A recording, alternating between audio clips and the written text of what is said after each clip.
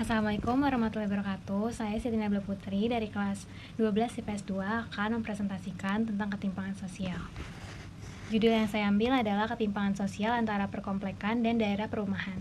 Pengertian ketimpangan sosial merupakan keadaan di mana terjadi kesenjangan timpangan atau ketidaksamaan akses untuk memanfaatkan sumber daya yang ada. Secara umum, ketimpangan sosial artinya tidak seimbang atau adanya jarak yang terjadi di tengah masyarakat. Hal ini biasanya disebabkan oleh adanya perbedaan status sosial, ekonomi, maupun budaya. Pengertian menurut ahli. Menurut Adrinov A. Chaniago, mendefinisikan ketimpangan sosial sebagai buah dari pembangunan yang berfokus pada ekonomi dan melupakan aspek sosial. Faktor ketimpangan sosial. Yang pertama, kondisi demografis. Demografi adalah ilmu yang mempelajari tentang masalah kependudukan dan faktor-faktor yang mempengaruhinya. Kondisi demografis antara masyarakat satu dengan yang lain memiliki perbedaan. Perbedaan antara masyarakat satu dengan masyarakat lain tersebut berkaitan dengan jumlah penduduk, komposisi penduduk, dan persebaran penduduk. Kondisi ekonomi. Faktor ekonomi sering dianggap sebagai penyebab utama munculnya ketimpangan sosial. Ketimpangan ini timbul karena pembangunan ekonomi yang tidak merata. Ketidakmerataan pembangunan ini disebabkan karena perbedaan antara wilayah yang satu dengan wilayah yang lainnya. Selanjutnya, bentuk ketimpangan sosial.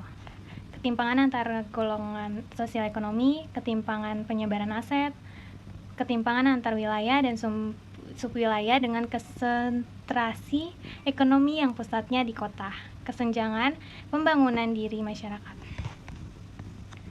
Selanjutnya, teori ketimpangan sosial. Teori pertumbuhan neoklasik pertama kali dimunculkan oleh Douglas J. North.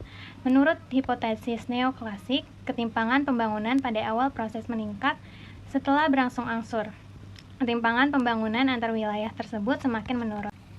Berikut videonya. Pertanyaannya adalah, apa yang menjadi kekurangan dan kelebihan tinggal di perumahan komplek menurut kamu? Menurut saya, kelebihan untuk tinggal di komplek itu adalah privasi dan keamanan itu terjaga karena satpamnya itu kayak 24 jam pasti keliling komplek untuk meriksa semua keamanan. Dan kalau kekurangannya itu menurut saya yang kayak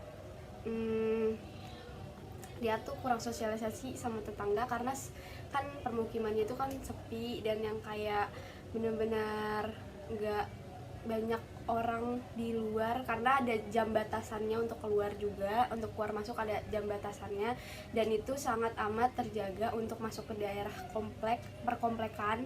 Dan mungkin kalau misalkan buat orang-orang yang emang nyamannya untuk sepi terus untuk yang maksudnya untuk menjalani kehidupan yang tenang, mungkin di komplek tuh bisa jadi tempat yang bagus, tempat yang tepat untuk tempat tinggal kalau misalkan emang dia tuh suka sama yang sepi dan tenang gitu. Sekian, terima kasih. Wassalamualaikum warahmatullahi wabarakatuh.